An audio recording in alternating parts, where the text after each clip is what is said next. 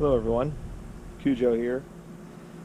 So, uh, found my Just Plain Silly shirt thanks to Brian Turner.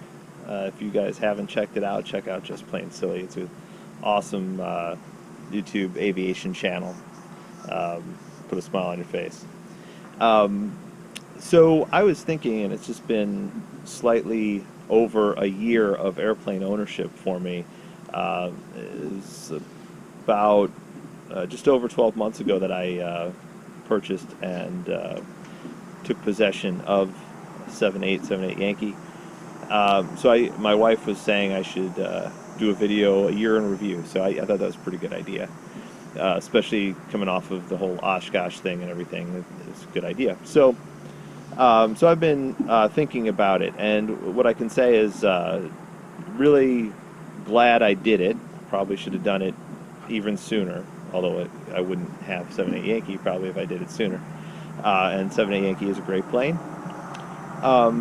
So I thought I would review some of the lessons learned or takeaways from this past year of airplane ownership. So all in all, it's been really positive. Like I said, I wish I would have done it sooner. Number one, the plane is there whenever I want it. So it's a great day today. Tempted to go flying after work, and I could do that. It's there. It's just how I left it, and so I could hop in and go pretty much, and that's fantastic compared to being in a club or even a partnership, maybe to a lesser extent. But the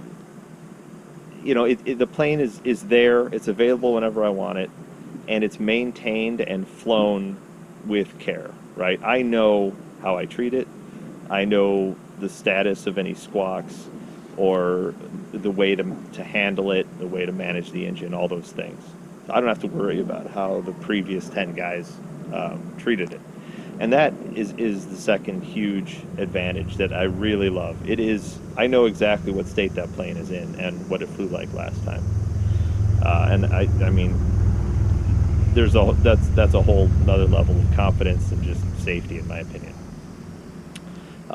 Also, the third thing is it's a more capable plane than you're going to find in your run-of-the-mill club or even most partnerships. Most clubs have 172s, they have Warriors, they have Archers, maybe 182s.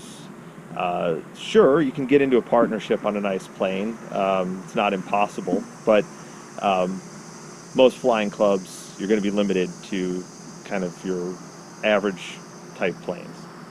And again, you don't know how those are treated. To give you an example, in the flying club that I am still part of, although I'm going to probably get out of that here soon, they have 4 planes currently, the nicest of which is a Cirrus SR-20. It's always in the shop. It's been down more than it's been available for people to use. It costs an arm and a leg. It's always got squawks. I mean, the thing, I don't want to disparage Cirrus because it is an older one, and who knows how it's been treated through its life, but it always has something wrong. Like I said, it's never available anyway because it's always in the shop. They have a nice Archer, a newer Archer. I think it's like a 99. Someone just scratched the hell out of the paint.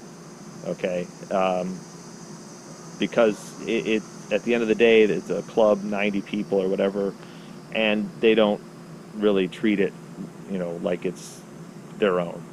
I don't have to deal with that. I treat my plane well, and it's mine.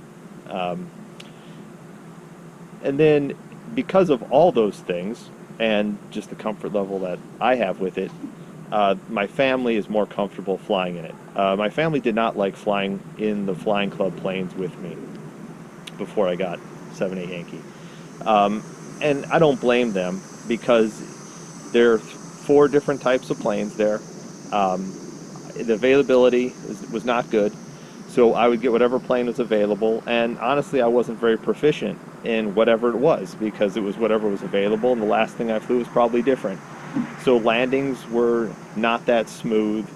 Every time going through the checklist, it didn't feel, the flow wasn't super smooth. The noises were different, and there were always question marks. So they didn't like flying with me. And to be honest, the long trip we took to Arizona for spring break, that would never happen in the flying club for a variety of reasons. So it's given us a lot more flexibility. Now, I would say this isn't necessarily a lesson learned that I didn't expect, but it is expensive.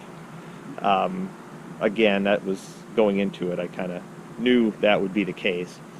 There weren't too many surprises. This was an expensive year because I put the engine in it, and we're still kind of working out a few kinks on that. So that is clearly an expensive item, and now the prop probably needs some work, which won't be cheap either. But those are things going into that whole purchase that I knew would be coming up. So those are my thoughts on owning a plane, and there's just something to being an airplane owner